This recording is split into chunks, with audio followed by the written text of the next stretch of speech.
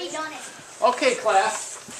Tomorrow you're going to take a quiz on multiplying with decimals, numbers with decimals in them, and dividing with numbers with decimals in them. Okay? So let's go through some sample problems that you can use as a study guide for this. This will be your study guide. My pen is running out of ink. Nothing? No laugh? Ha ha ha.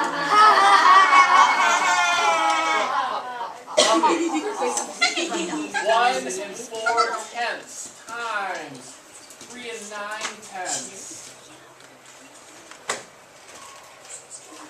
Okay, follow along with this. First, we don't have to line up the decimal points for these, do we?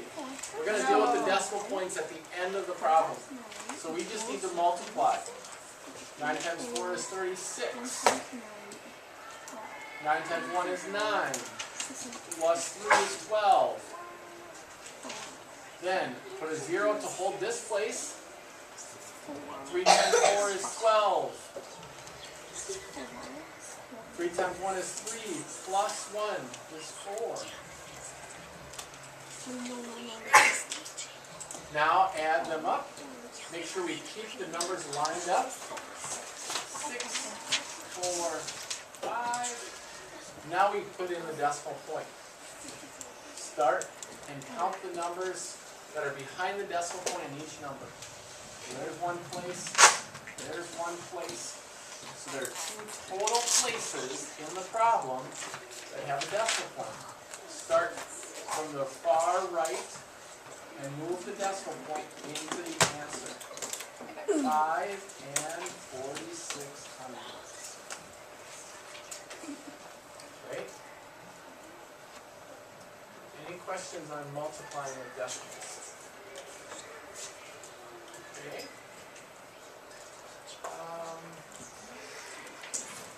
Let's do one with division then.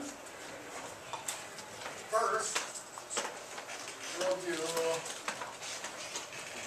278 and 53/100 divided by 7. Okay. Now, this is already a whole number. The divisor is already a whole number, so we don't have to start by making this a whole number. We can just start by moving the decimal point up out of the box into the answer, and then divide this out, ignoring the decimal point. Just divide it out, right? So 7 into 27, we put the answer above the 7. That goes 3 times. 3 times 7 is 21.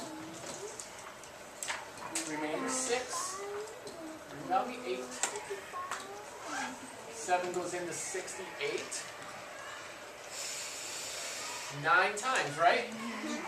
Put the 9 above the 8. 9 times 7 is 63. Remainder 5. Do we need to bring down the decimal point? No. Just bring down the digits. Next digit is 5. 7 goes into 55.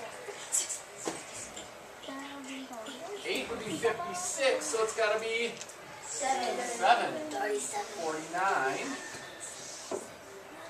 That's a difference of 6. Bring down the next one. 7 goes into 63. 9 times. We already did that one. Remainder 0. And rewrite the problem, or rewrite the answer. The reason you rewrite the answer is just to double check it. Make sure you put the decimal point in the right place. Circle it. Okay? Let's do one more, but this time we have to move the decimal point. Okay? So let's take one like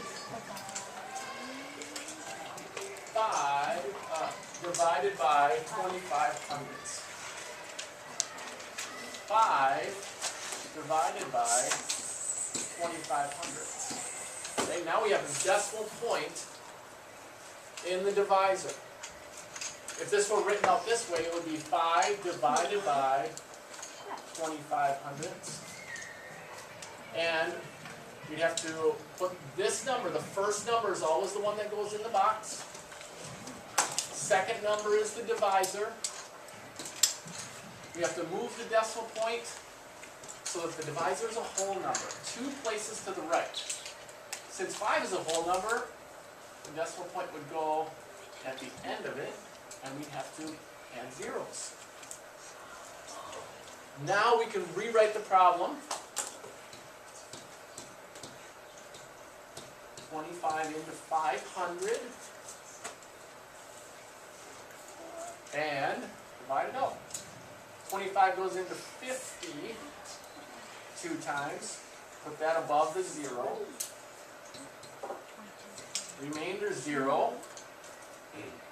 And that makes it 20. Okay. Now, you could probably do that with mental math also, right? 25 goes into 500. Okay. Yep. Goes into 50. We put the 0 in the answer. Right? So, this is the key concept that you've got to remember. You've got to move the decimal point in the same number of places in both numbers. And when you are multiplying, you've got to count up the decimal places after multiplying and then move that decimal point into the answer. Okay? So, study those problems for your quiz tomorrow.